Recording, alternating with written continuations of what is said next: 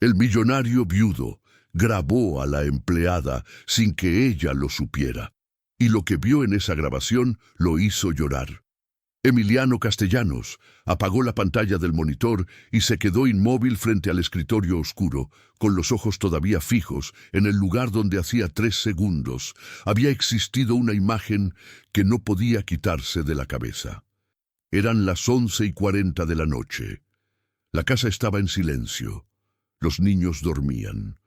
El corporativo de Santa Fe que él dirigía estaba cerrado a esa hora, y los reportes financieros que había intentado revisar seguían abiertos en otra ventana del monitor, intactos, sin que él hubiera avanzado una sola línea, porque había visto algo que no esperaba ver.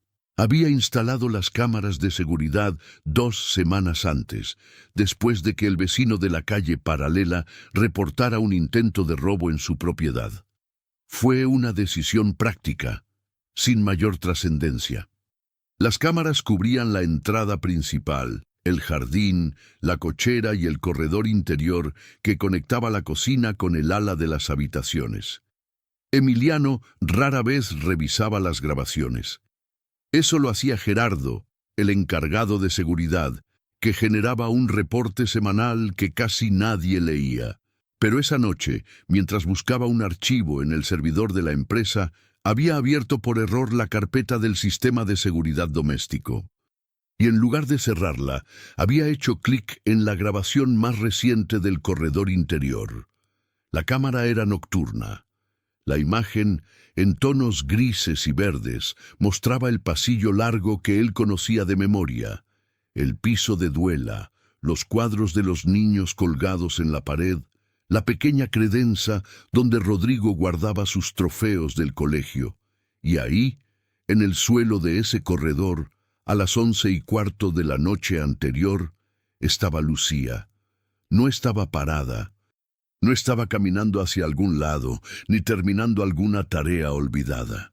Estaba sentada en el piso, con las piernas cruzadas, inclinada sobre algo que sostenía entre las manos, con la única luz que tenía siendo la que se filtraba por debajo de la puerta del cuarto de los niños. Tenía los hombros encorvados, la cabeza agachada y movía las manos con esa concentración específica de quien está haciendo algo pequeño y delicado. Emiliano había acercado la silla al monitor sin darse cuenta.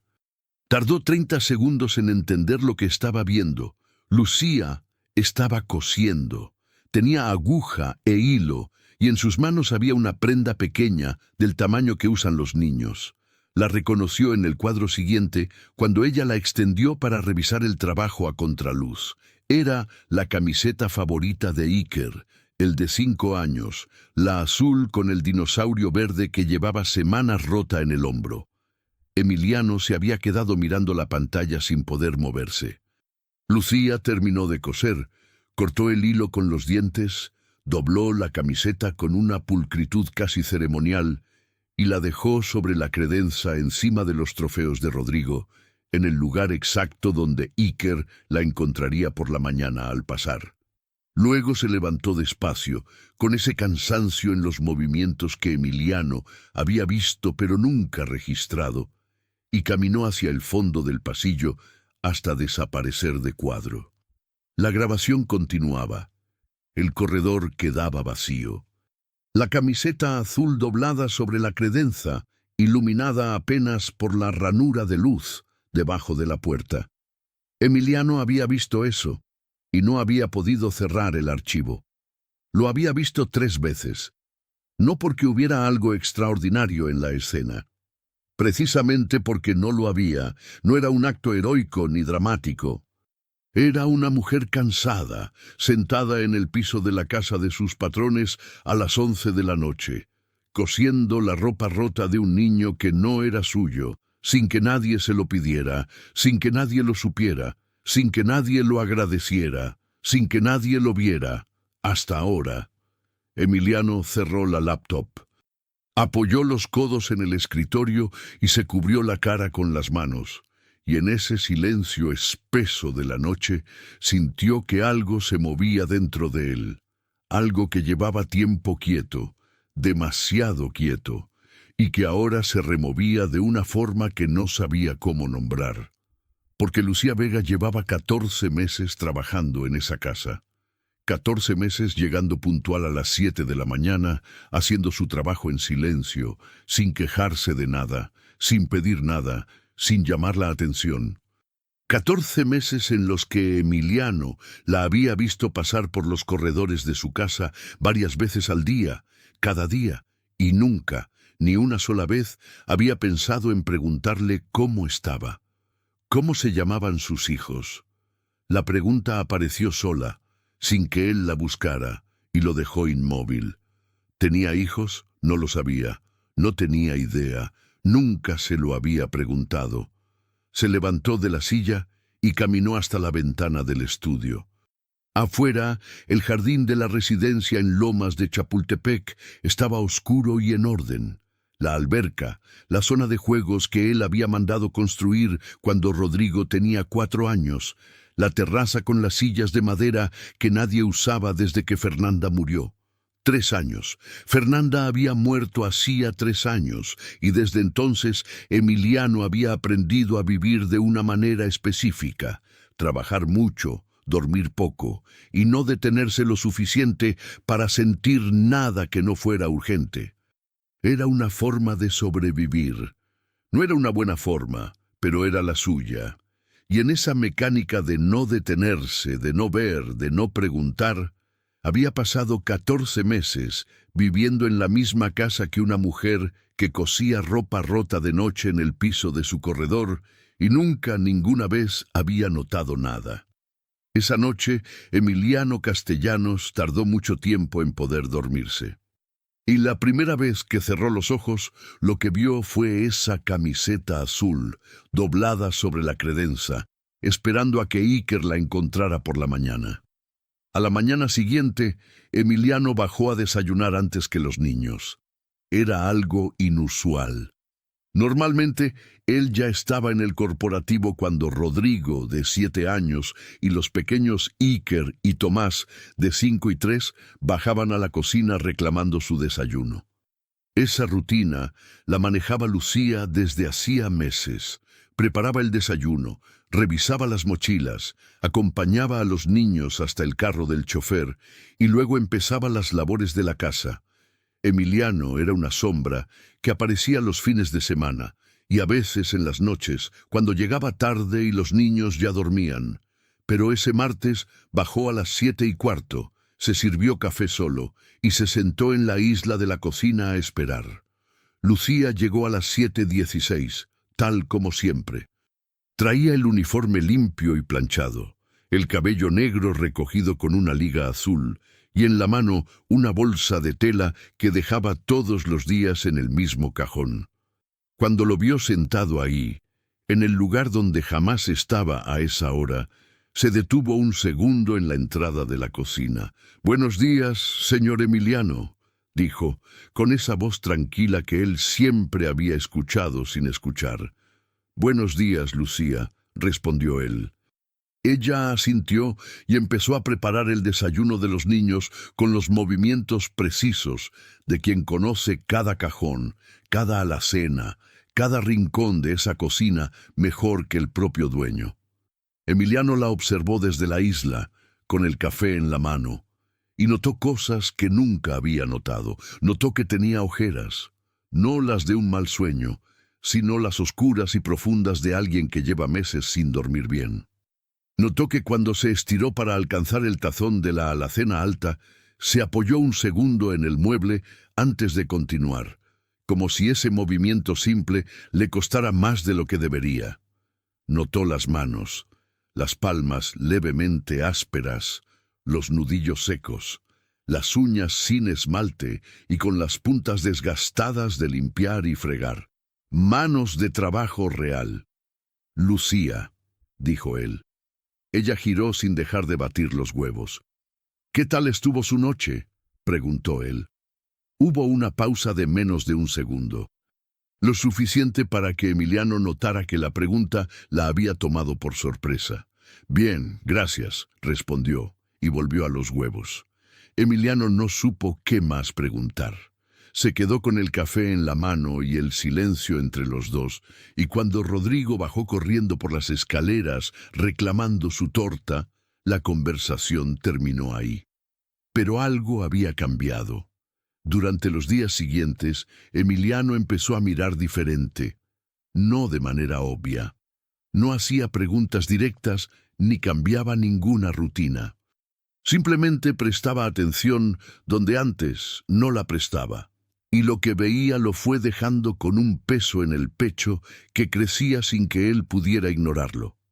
Notó que Lucía nunca comía el desayuno que preparaba para los niños. Había sobras, siempre, porque los niños pequeños dejaban mitad del plato, y sin embargo Lucía quitaba los trastes, lavaba y seguía trabajando sin probar nada. A la hora de la comida, la empleada de la tarde le dejaba un platillo tapado en el refrigerador, pero más de una vez ese platillo seguía ahí al día siguiente, sin tocar. Cuando Emiliano le preguntó a la empleada de tarde si Lucía comía, ella se encogió de hombros. A veces sí, señor. A veces dice que no tiene hambre. Notó también que Lucía llegaba con el cabello todavía húmedo varios días de la semana, aunque la hora de llegada era siempre la misma, 7:15, lo que significaba que se bañaba muy temprano, antes de salir, porque en la casa donde vivía probablemente no tenía acceso cómodo a agua caliente por la mañana. Notó que en invierno usaba 2 suéteres superpuestos debajo del uniforme y que los guardaba en su bolsa antes de salir para que no pareciera que tenía frío en el camino.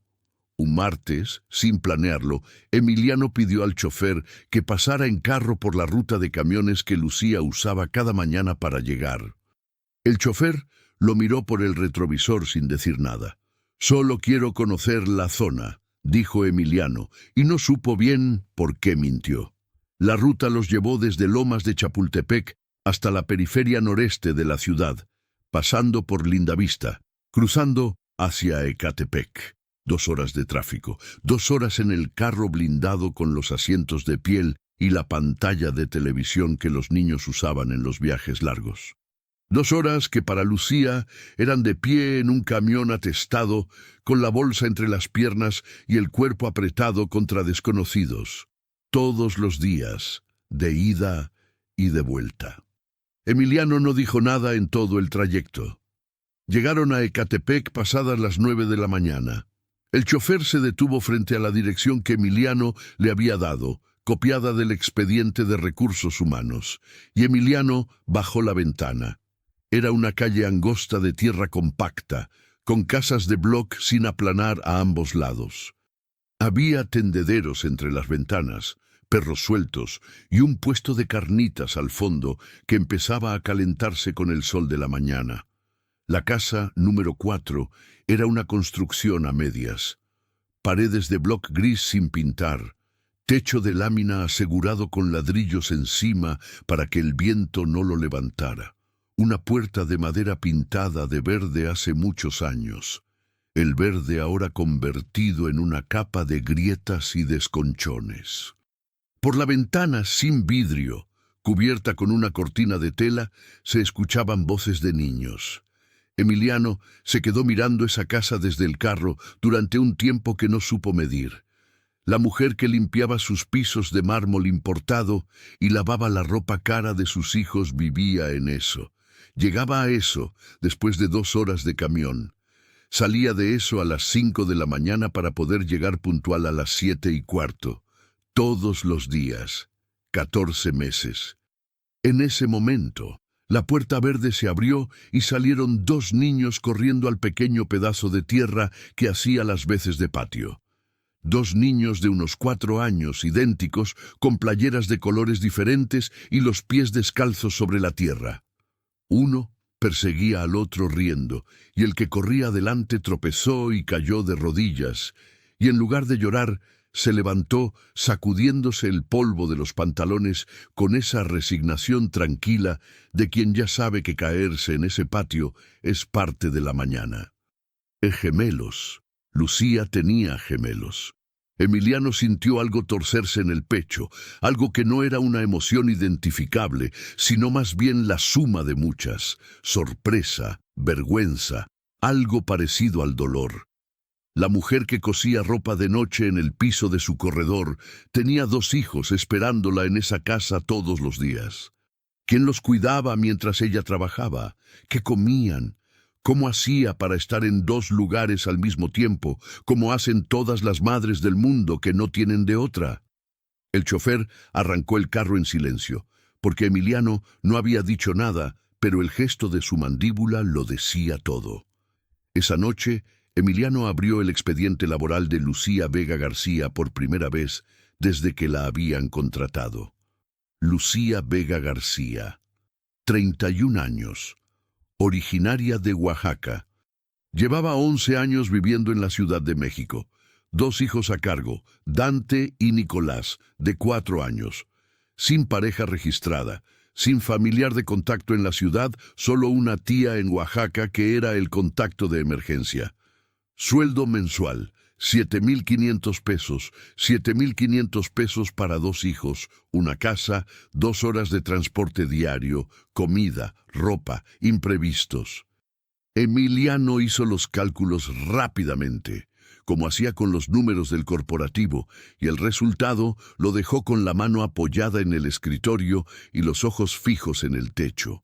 No era posible. Matemáticamente no cerraba, no podía cerrarse. Con ese sueldo, en esta ciudad, con 2 niños, el margen de maniobra era prácticamente cero. Cualquier imprevisto, una enfermedad, un zapato roto, una gotera en el techo de lámina, era una crisis. ¿Cómo lo hacía? ¿Cómo llegaba todos los días puntual y planchada y con el cabello recogido con esa liga azul, después de 2 horas de camión, después de una noche cosiendo ropa en el piso de un corredor, después de dejar a 2 niños de 4 años al cuidado de quién sabe quién, por 14 pesos la hora? Emiliano cerró el expediente. Se quedó sentado en el silencio del estudio durante un rato largo, y por primera vez en mucho tiempo pensó en Fernanda. No con la tristeza sorda de siempre, sino con una pregunta diferente. ¿Qué habría dicho ella si hubiera sabido todo esto? ¿Qué habría hecho? Fernanda habría actuado de inmediato. Él lo sabía. Por eso la pregunta dolía. Al día siguiente, Emiliano llegó al corporativo 2 horas tarde. Su asistente, que llevaba 8 años organizando su agenda y nunca lo había visto llegar después de las 8, asomó la cabeza por la puerta con cara de pregunta, sin formularla en voz alta. «Cancela las primeras 2 juntas», dijo Emiliano, pasando de largo hacia su oficina. «Las cancelo o las paso para la tarde». «Cancélalas y consígueme un espacio esta semana para hablar personalmente con Lucía Vega, que sea en la casa, no en el corporativo».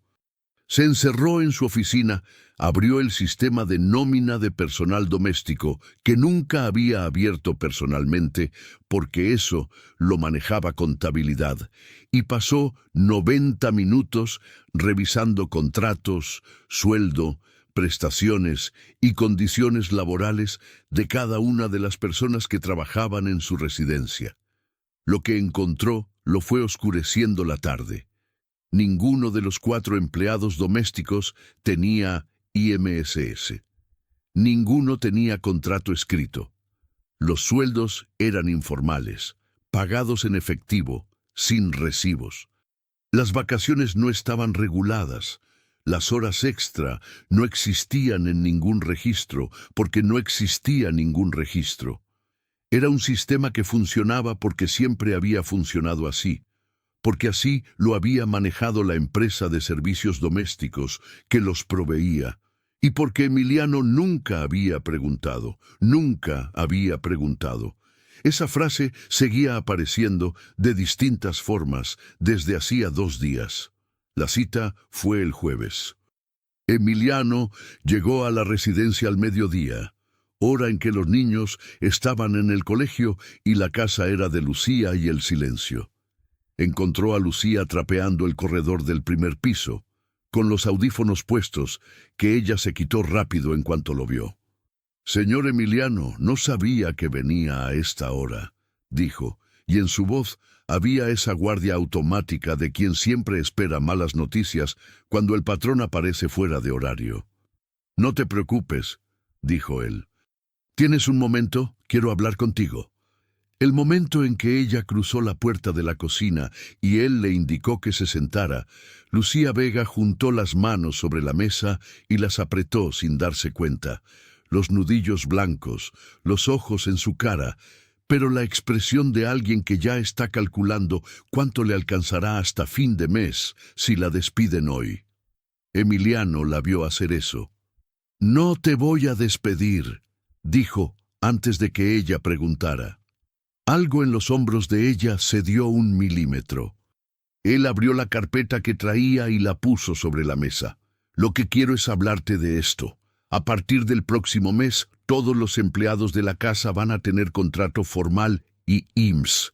Tu sueldo va a pasar a 12,000 pesos mensuales, con un ajuste cada 6 meses. Hay cláusula de aguinaldo, vacaciones pagadas y fondo para gastos médicos». Lucía miraba las hojas sin tocarlas. «Además», continuó Emiliano, y aquí hizo una pausa porque lo que seguía era lo más difícil de decir, «me enteré de que vives en Ecatepec, que tardas 2 horas en llegar, que tienes 2 hijos». El silencio que siguió fue el más denso que Emiliano había sentido en mucho tiempo. Lucía no respondió. Tenía los ojos bajos y los dedos apretados sobre las rodillas, y en su respiración había algo que él reconoció porque lo había visto antes, en sí mismo, en los meses después de que Fernanda murió. El esfuerzo de alguien que está sosteniendo algo que pesa demasiado y que se niega a soltarlo frente a otra persona. «No te estoy diciendo esto para presionarte», dijo él. «Te lo digo porque debí haberlo preguntado antes. Y no lo hice». Lucía levantó los ojos. «Hay un departamento a 15 minutos de aquí», continuó Emiliano. «2 recámaras. Está vacío. Era de un inmueble que compré hace 3 años y nunca usé para nada. Si quieres, puedes mudarte ahí con tus hijos. No te cobro renta. Es parte de las condiciones del nuevo contrato». El silencio se extendió. «¿Por qué?», preguntó Lucía. Y la pregunta no era desconfiada ni agresiva. Era genuinamente desconcertada, como si la generosidad gratuita fuera un concepto que su experiencia le había enseñado a ver con cuidado, porque casi siempre venía con un costo que no se nombraba al principio. Emiliano no respondió de inmediato. Pensó en la grabación, en la camiseta azul doblada sobre la credenza, en los niños descalzos en el patio de tierra, en los 14 meses que él había pasado sin preguntar nada. «Porque la persona que cuida mi casa y a mis hijos merece no llegar agotada», dijo. «Y porque tienes 2 niños que se merecen crecer en algo mejor que lo que encontré en Ecatepec». Lucía apartó los ojos, los clavó en algún punto de la mesa, y Emiliano vio cómo le temblaba ligeramente la mandíbula, ese movimiento pequeño de quien está aguantando algo que quiere salir. «¿Puedo pensarlo?», preguntó con la voz controlada. «Tómate el tiempo que necesites», dijo él. Se levantó, recogió su carpeta y cuando ya estaba en la puerta, escuchó la voz de ella detrás de él. «Se llaman Dante y Nicolás, mis hijos». Emiliano se detuvo sin darse la vuelta. «Dante y Nicolás», repitió en voz baja, y salió de la cocina. Lucía aceptó 3 días después. La mudanza fue un sábado de noviembre con el cielo gris de la Ciudad de México en invierno. El departamento en la colonia del Valle tenía las paredes blancas y los cuartos vacíos, y cuando Lucía entró con los 2 niños de la mano y los 3 se quedaron parados en el centro del departamento, mirando el espacio limpio y silencioso a su alrededor, Emiliano, que esperaba en la puerta sin querer entrar para no invadir ese momento, los vio desde el umbral. Dante, el más serio de los 2, soltó la mano de su mamá y fue hasta la ventana de la sala. Se paró en puntas de pie para alcanzar el vidrio con los dedos y miró hacia afuera, hacia la calle con árboles y el edificio de enfrente con sus macetas coloridas en los balcones. Nicolás, el otro, se dio la vuelta hacia donde estaba Emiliano en la puerta y lo miró directamente con esos ojos grandes y oscuros, sin la inhibición que los adultos aprenden con el tiempo. «¿Este departamento es tuyo?», le preguntó. «Sí», dijo Emiliano. «¿Y ya no lo necesitas?». «Ya no lo necesito». Nicolás asintió, procesando esa información con la seriedad de los 4 años. «Entonces, está bien que vivamos aquí», determinó, y fue a alcanzar a su hermano junto a la ventana. Lucía, que había escuchado todo desde donde estaba, mantuvo los ojos fijos en sus hijos. Y cuando Emiliano se preparaba para despedirse y irse, ella se giró hacia él y le dijo con la voz controlada pero los ojos brillando: «Gracias, señor Emiliano». Él asintió. «Cuídate, Lucía». Bajó las escaleras, salió al frío de noviembre, y cuando llegó a su carro, se quedó sentado sin arrancar durante un momento. Afuera, en la ventana del tercer piso, 2 siluetas pequeñas miraban hacia la calle. Emiliano Castellanos arrancó el motor y sonrió. Era la primera vez que sonreía en mucho tiempo, y lo hizo solo, sin que nadie lo viera. Diciembre llegó con frío y con esa particular agitación que tiene la Ciudad de México antes de las fiestas, los centros comerciales atestados, las posadas en las calles, los puestos de ponche y buñuelos en las esquinas, y los niños con esa energía eléctrica específica de quien ya sabe que la Navidad se acerca y no puede quedarse quieto. En la residencia de Lomas de Chapultepec, diciembre trajo algo que Emiliano no había planificado pero que fue apareciendo solo, de la misma forma en que aparecen las cosas que no se buscan. Un poco de vida. Rodrigo, el mayor, fue el primero en preguntar: «Papi, ¿los hijos de Lucía pueden venir un día a jugar?». Emiliano bajó el periódico y lo miró. «¿Tú los conoces?». «Me los enseñó en una foto. Se llaman Dante y Nico. Tienen 4 años, pero Lucía dice que son muy listos». Algo en esa simplicidad lo desarmó. Su hijo de 7 años había tenido más conversaciones con Lucía en un mes que él en 14. «Le voy a preguntar a Lucía», dijo. El sábado siguiente, Lucía llegó con Dante y Nicolás al jardín de la residencia. Emiliano los observó desde la terraza, con el café en la mano, sin bajar. Rodrigo salió corriendo a recibirlos antes de que tocaran el timbre, con Iker detrás y Tomás último, tropezando en los escalones del jardín como siempre. Los 4 niños se encontraron en el pasto y en menos de 3 minutos ya estaban corriendo y gritando como si se conocieran de toda la vida, con esa fluidez específica de la infancia que todavía no entiende de distancias sociales ni de mundos distintos. Dante, el serio, fue el que tardó más. Se quedó en la orilla del jardín observando a los otros 3 con esa expresión de cálculo tranquilo que tenía, igual que su madre, esa manera de medir el terreno antes de pisar. Pero cuando Tomás, el más pequeño, se acercó sin miedo y le extendió una pelota de hule sin decir nada, Dante la aceptó, y los 2 se fueron al fondo del jardín a jugar solos, callados y concentrados, como si hubieran llegado a un acuerdo tácito que no necesitaba palabras. Nicolás, en cambio, estalló. Corría detrás de Rodrigo y de Iker con los brazos abiertos y la risa más escandalosa del jardín, gritando instrucciones de un juego que había inventado él solo y que cambiaba de reglas cada 2 minutos, y los otros 2 lo seguían porque su energía era de esas que arrastran. Lucía estaba sentada en una de las sillas de la terraza con la taza de café que Emiliano le había mandado servir, y los ojos fijos en sus hijos. Emiliano bajó de la terraza sin un plan claro y se sentó en la silla de al lado. Estuvieron un momento sin hablar, mirando a los niños. «¿Dante siempre es así de serio?», preguntó él. Desde chiquito, dijo ella. Es de los que observan antes de entrar. Hizo una pausa. Como usted.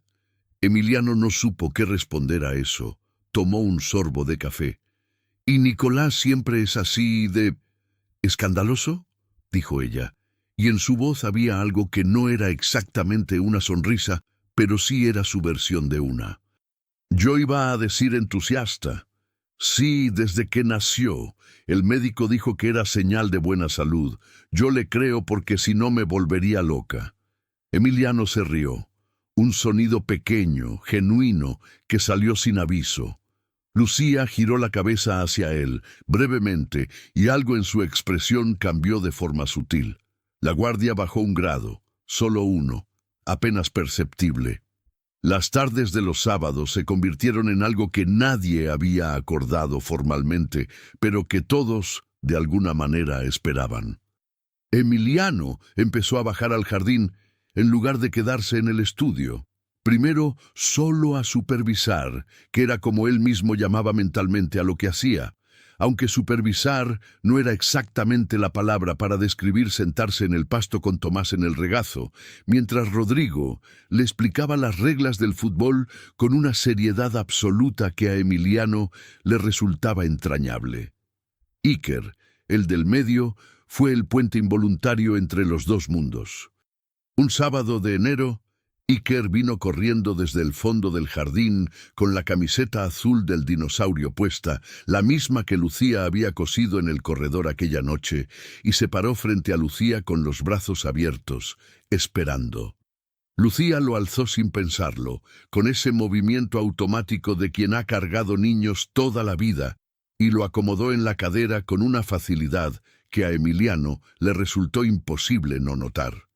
Iker apoyó la cabeza en el hombro de ella y cerró los ojos con esa entrega total de los niños pequeños que todavía no han aprendido a guardarse. «Está cansado», dijo Lucía en voz baja. «Nunca duerme la siesta», dijo Emiliano. «Lo sé, por eso le preparo leche caliente con canela a las 4, para que baje un poco». Emiliano no sabía eso, no sabía nada de eso. ¿Desde cuándo? Desde que empecé. Lo vi con los ojos rojos una tarde y pregunté qué pasaba. Me dijeron que no dormía la siesta desde que murió su mamá. El silencio que siguió era del tipo que pesa. «Fernanda», dijo Emiliano. «Sí», dijo Lucía, mirando a Iker dormido en su hombro. «Los niños extrañan aunque no lo digan, especialmente los más pequeños. No tienen las palabras, pero el cuerpo sí sabe». Emiliano miró a su hijo dormido en el hombro de Lucía, con la camiseta azul del dinosaurio que ella había cosido de noche en el piso de un corredor porque era la favorita del niño, y algo se rompió dentro de él de una manera que era diferente a todas las otras veces que algo se había roto en estos 3 años, porque esta vez lo que se rompía también dejaba espacio para algo nuevo. Fue en febrero cuando Nicolás hizo la pregunta que nadie más se habría atrevido a hacer. Era una tarde fría y los 5 niños estaban en la sala grande de la residencia viendo una película animada. Lucía estaba en la cocina preparando chocolate caliente. Emiliano estaba sentado en el sillón grande con Tomás dormido encima, intentando leer un informe que no lograba concentrarse en leer. Nicolás apareció de la nada, con esa forma suya de materializarse frente a uno sin aviso. «¿Tú eres el papá del Rodrigo?», preguntó. «Sí», dijo Emiliano. «¿Y del Iker?». «Sí». «¿Y del Tomás?». «También». Nicolás procesó eso. Luego miró a Tomás dormido encima de Emiliano y volvió a mirarlo a él. «¿Y por qué no estás con ellos?», preguntó.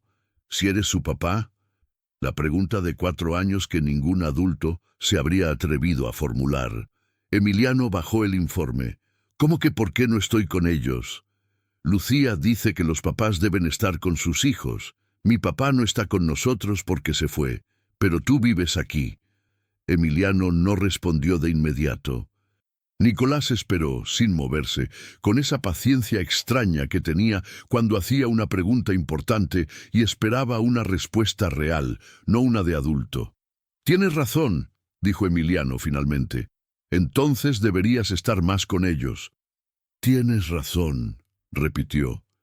Nicolás asintió, satisfecho, y se fue corriendo de vuelta a la película. Emiliano se quedó con el informe cerrado en la mano, con Tomás dormido encima y con la voz de ese niño de 4 años resonando en un lugar que los informes financieros y las juntas de directivos habían mantenido en silencio durante demasiado tiempo. Esa noche, Emiliano llegó temprano a casa. Los niños todavía estaban despiertos. En marzo, Lucía empezó el curso de administración de empresas que Emiliano le había propuesto como parte de un programa de capacitación interno. Era los martes y jueves en la noche, en un instituto a 20 minutos del departamento. La empresa pagaba la colegiatura y el material. Lucía lo había pensado durante 2 semanas antes de decir que sí. «¿Por qué ese curso?», le había preguntado. «Porque tienes una capacidad de organización que la mayoría de los gerentes que conozco envidiaría», dijo Emiliano. «Y porque esa capacidad, formalizada, vale mucho más que lo que vale ahora». Lucía lo había mirado de una manera que él estaba aprendiendo a leer. Esa combinación específica de desconcierto y algo parecido a la esperanza que ella todavía no se permitía del todo. «¿Y qué pasa con el trabajo?», preguntó. «El trabajo sigue. El horario se ajusta los martes y jueves». Una pausa. «¿Por qué hace todo esto?», preguntó ella. Emiliano pensó en muchas respuestas posibles y eligió la más honesta. «Porque cuando Fernanda murió, yo me perdí», dijo. «Y mis hijos se quedaron con una sombra en lugar de un padre. Usted fue la única que notó lo que los niños necesitaban y lo hizo sin que nadie le pidiera nada, sin que nadie se lo agradeciera. Eso no se paga con un aumento de sueldo, pero se puede intentar corresponder de alguna forma». Fue a finales de marzo cuando Emiliano notó el cambio en los niños. No fue un cambio dramático ni repentino. Fue gradual, como todos los cambios que importan. Rodrigo empezó a hablar más en la cena. Iker dejó de tener las pesadillas que lo despertaban a las 2 de la mañana. Tomás, el más pequeño, empezó a llamarlo por papi con una frecuencia que antes no tenía, como si de repente le quedara claro que esa era la palabra correcta para ese señor que ahora llegaba temprano a cenar. Una noche, Rodrigo lo buscó en el estudio antes de dormir. «Papi», dijo desde la puerta. Emiliano levantó los ojos del monitor. «¿Sí? ¿Lucía va a seguir trabajando aquí?» «Sí». «¿Por qué?». Rodrigo consideró la respuesta. «Es que Iker dice que cuando la gente ayuda mucho, a veces la mandan lejos. Que le pasó a la mamá de una niña de su salón». Emiliano cerró la laptop. «Lucía no se va a ir. Tiene contrato». Rodrigo asintió, pero algo en su expresión sugería que la respuesta del contrato no le bastaba del todo. «¿Y la quieres?», preguntó. Emiliano tardó un segundo. «La respeto mucho, y le agradezco todo lo que hace por ustedes». Rodrigo lo miró con esa evaluación seria de los 7 años. «¿Pero la quieres?». «Ve a dormir, Rodrigo». El niño se fue. Emiliano se quedó en el silencio del estudio, con la pregunta de su hijo flotando en el aire como flotan las únicas preguntas que merecen la pena, sin respuesta inmediata, pero sin dejar de existir. Esa noche, el teléfono sonó a las 10:30. Era un número que él no tenía registrado. Lo dejó sonar. Volvió a sonar. Contestó. Emiliano. Una voz que él reconoció de inmediato, aunque no había escuchado en más de un año. «Soy Valentina. Valentina Herrera, la cuñada, la hermana de Fernanda». El piso no se movió, pero por un segundo Emiliano sintió que sí. «¿Qué necesitas, Valentina?». «Necesito que hablemos», dijo ella. «De los niños». y de algunas cosas que me han llegado. Valentina Herrera era la clase de mujer que llenaba los cuartos sin proponérselo. No por su altura ni por su voz, aunque ambas eran considerables. Era algo en la forma en que entraba a los lugares, con esa seguridad específica de quien siempre ha sabido que el espacio le pertenece, que las sillas están ahí para cuando ella quiera sentarse, que el silencio de los demás es una forma de escucharla. Llegó a la residencia un miércoles a las 6 de la tarde, sin anunciarse en la hora acordada, sino 30 minutos antes, cuando los niños todavía estaban haciendo tarea en el comedor y Lucía preparaba la cena en la cocina. Emiliano la recibió en la sala principal. Valentina traía un abrigo gris de cachemira y los aretes de perlas que Emiliano había visto en todas las fotos familiares durante los 12 años que duró su matrimonio con Fernanda. Se sentó con la precisión de quien ensayó la postura, cruzó las manos sobre la rodilla y lo miró de esa manera que él recordaba bien, con una mezcla de afecto y evaluación que nunca había sabido si era genuina o estratégica. «Estás bien», dijo, más como constatación que como pregunta. «Estoy bien», confirmó él. «Los niños también». «Los niños también». Valentina sonrió, y en esa sonrisa había algo que Emiliano no supo nombrar de inmediato, pero que reconoció después, cuando la conversación avanzó. Era la sonrisa de quien está a punto de decir algo que considera necesario y desagradable al mismo tiempo. «Me alegra», dijo, «porque lo que me ha llegado sobre cómo están viviendo me tenía preocupada. Algunas personas del círculo de Fernanda me comentaron que tienes a la muchacha del servicio muy integrada a la dinámica de los niños, que los fines de semana sus hijos vienen a la residencia». «Sí», dijo Emiliano. «¿Y te parece apropiado?», preguntó Valentina, con el tono de quien pregunta algo que ya tiene respuesta propia. «Para los niños de Fernanda». El nombre de Fernanda, usado de esa manera, como propiedad, como argumento.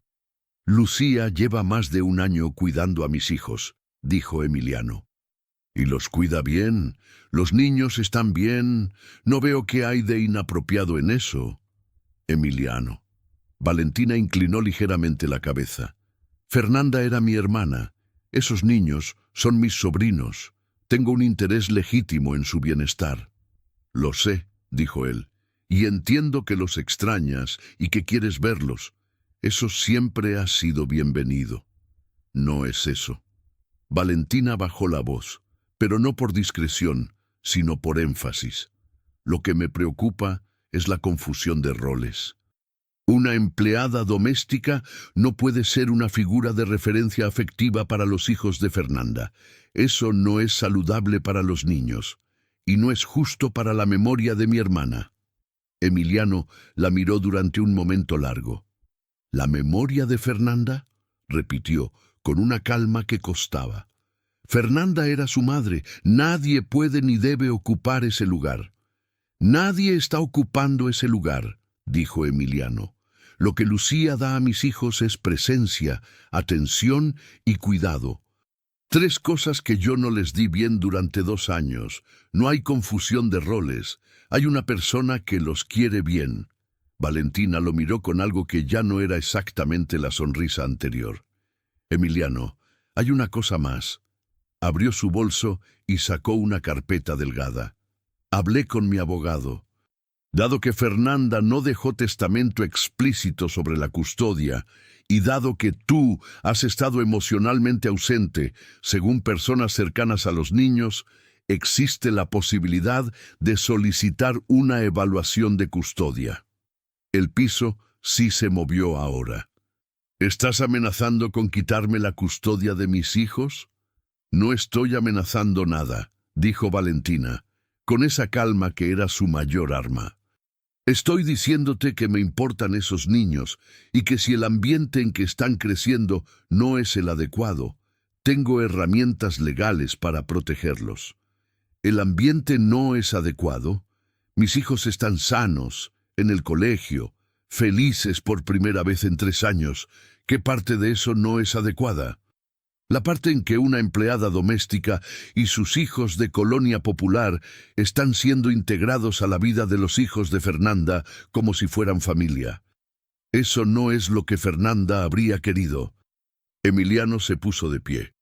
Creo que esta conversación terminó. Valentina recogió su carpeta con calma, se levantó sin apresurarse y caminó hacia la puerta. En el umbral se detuvo. Piénsalo, Emiliano. No tienes que hacer nada precipitado. Solo piénsalo. Salió. La puerta se cerró. Lo que Emiliano no sabía era que Lucía había escuchado parte de la conversación, no toda. Había estado en el corredor superior cuando las voces subieron de tono, y aunque las palabras no eran del todo claras, sí lo suficiente. Empleada doméstica, colonia popular. No es lo que Fernanda habría querido. Esa noche, después de que los niños se durmieron, Lucía recogió sus cosas del cajón de la cocina con movimientos lentos y precisos, como quien está preparando una retirada ordenada para no dejar rastro. Emiliano la encontró al bajar. «¿Qué haces?» «Recogiendo», dijo ella sin alzar los ojos. «¿Por qué?» Una pausa larga. «Porque lo que escuché tiene razón en parte», dijo Lucía, con esa voz tranquila que era su versión del control. «No soy parte de esta familia. Soy la muchacha del servicio, y si mi presencia le causa problemas a usted o a los niños...» «Para», dijo Emiliano. Ella se detuvo, con la bolsa en la mano. «Valentina no tiene razón, en nada, y no me interesa lo que ella opine de cómo vivo o de cómo cuido a mis hijos». «Pero puede quitarle la custodia», dijo Lucía, y en su voz había algo que era miedo, pero no por ella misma. «No puede, no tiene caso, pero incluso si pudiera intentarlo, la respuesta no es que tú te vayas». Entonces, ¿cuál es la respuesta? Emiliano no respondió de inmediato. Lucía lo miró, y en ese silencio de cocina, a las 11 de la noche, algo pasó entre los dos que no tenía nombre todavía, pero que los dos, de maneras distintas, reconocieron. «No lo sé todavía», dijo él. «Pero tú no te vas a ningún lado». Lucía dejó la bolsa sobre la isla. Asintió apenas. «De acuerdo». Valentina no tardó. La semana siguiente, el abogado de Emiliano lo llamó para informarle que había recibido una solicitud de evaluación de custodia presentada por Valentina Herrera. El argumento central: el señor Castellanos había delegado el cuidado emocional de sus hijos menores a una empleada doméstica de forma inapropiada, creando una dinámica de apego que podía resultar perjudicial para el desarrollo de los menores y para la memoria de su madre biológica. El abogado lo explicó con la frialdad clínica de los abogados que ya han visto todo. «¿Tiene argumentos sólidos?», preguntó Emiliano. «Tiene argumentos construidos, no sólidos. Pero un juez puede tomarlos en consideración si hay una trabajadora social asignada que evalúa el ambiente y llega a conclusiones similares. ¿Qué necesitamos? Testimonios, historial de la relación con sus hijos, documentación, y que los niños hablen si es que llega al punto de la evaluación. Los testimonios de los niños tienen peso». Emiliano colgó el teléfono y se quedó sentado frente a su escritorio en el corporativo, mirando los rascacielos de Santa Fe por la ventana panorámica, con ese paisaje de poder y distancia que siempre lo había llenado y que ahora le resultaba completamente irrelevante. Sus hijos podían perderlo, no porque él fuera mal padre, sino porque alguien había decidido que la forma en que él intentaba hacerlo no era suficientemente correcta. Fue la primera vez, en mucho tiempo, que Emiliano Castellanos sintió miedo de verdad. La trabajadora social se llamaba Marcela Vázquez, tenía 43 años, llevaba 18 trabajando con familias en procesos de custodia y tenía esa mirada particular de quien ha aprendido a escuchar lo que no se dice. Llegó a la residencia un martes a las 4 de la tarde, con una libreta y un bolígrafo, sin maletín, sin formalidad excesiva. Saludó a Emiliano con un apretón de manos firme y a Lucía, que estaba en la sala cuando llegó, con el mismo apretón, sin jerarquía. «Me gustaría ver la casa», dijo, «y hablar un rato con los niños, si están de acuerdo». «Sí», dijo Emiliano. Lucía se quedó en la sala mientras Marcela recorrió la residencia con Emiliano. Luego, Emiliano se quedó en la sala mientras Marcela habló con los niños en el comedor, con la puerta entornada y sin que ningún adulto estuviera presente. Esa media hora fue la más larga que Emiliano recordaba. Estaba sentado frente a Lucía, en el mismo sofá de siempre, pero por primera vez en una situación que ninguno de los dos había elegido, y el silencio entre ellos no era incómodo, sino denso, del tipo que se da cuando dos personas están pensando en lo mismo y ninguna sabe cómo decirlo. «Va a salir bien», dijo Lucía finalmente. «¿Cómo lo sabes?» «Porque los niños dicen la verdad». Pausa. «Siempre». Emiliano la miró. «¿Y si la verdad no alcanza?» Lucía tardó en responder. «Siempre alcanza», dijo, «solo que a veces tarda». Marcela Vázquez salió del comedor 40 minutos después. Se sentó frente a Emiliano y a Lucía y abrió su libreta sin ver sus notas, porque no las necesitaba. «Señor Castellanos, voy a compartirle lo que los niños me dijeron». «Sí. Su hijo Rodrigo me dijo que desde que Lucía está en la casa, su papá llega más temprano.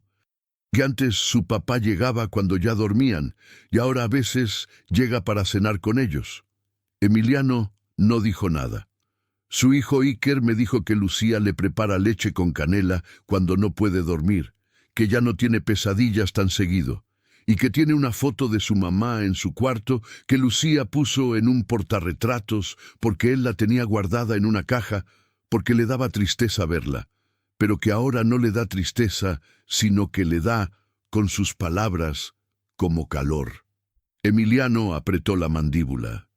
«Su hijo Tomás», continuó Marcela, con esa voz tranquila de quien reporta hechos que sabe que pesan, «me mostró un dibujo que hizo en el kinder.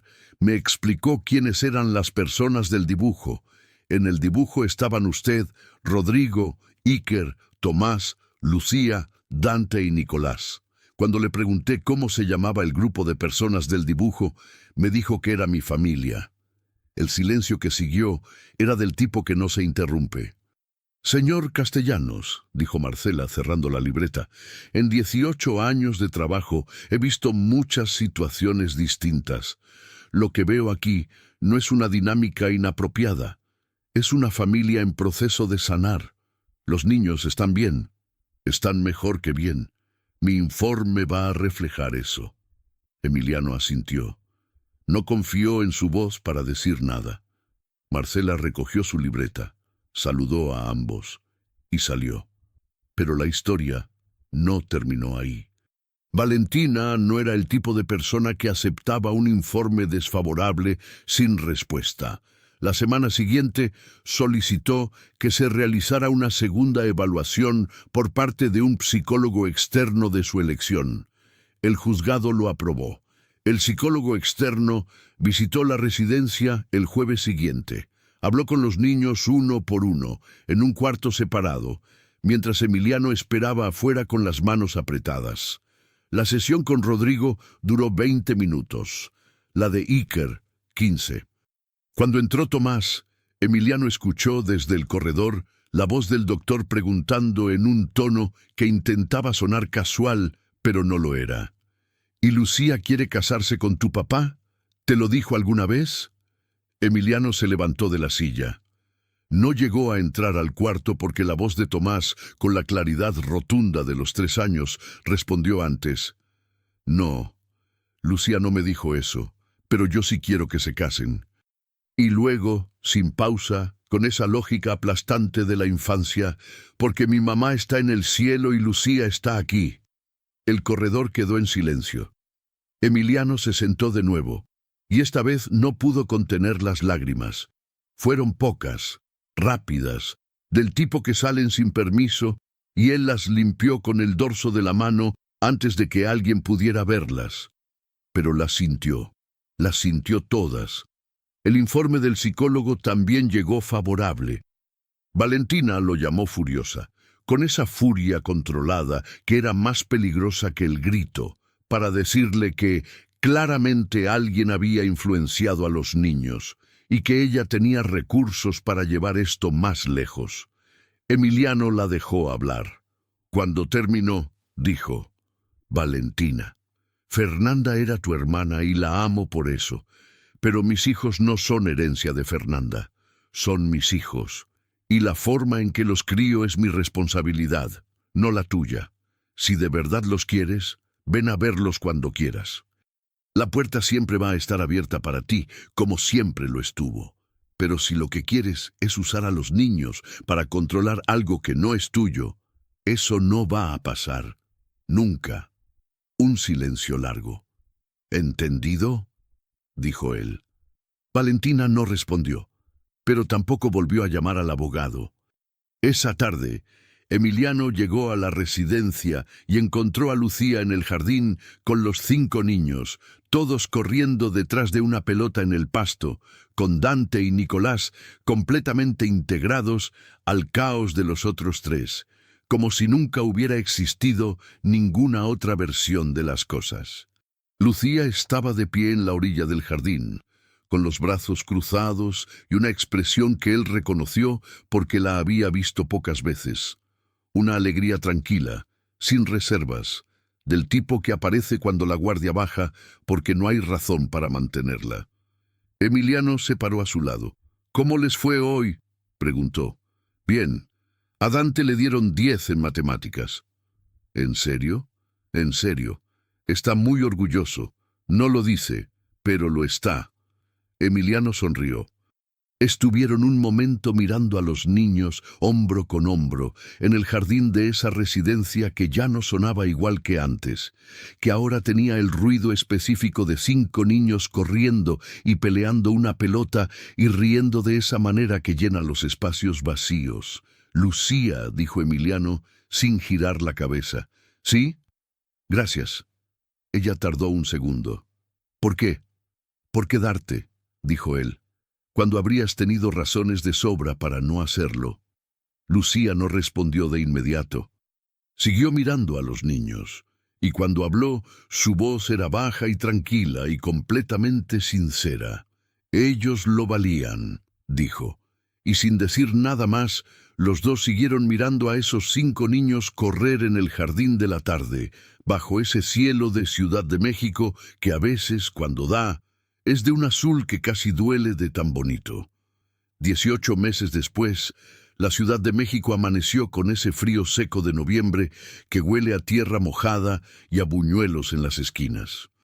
Lucía Vega García llegó a su nueva oficina en el piso 14 del Corporativo Castellanos a las 8:05 de la mañana, con un café en la mano y la carpeta del mes bajo el brazo.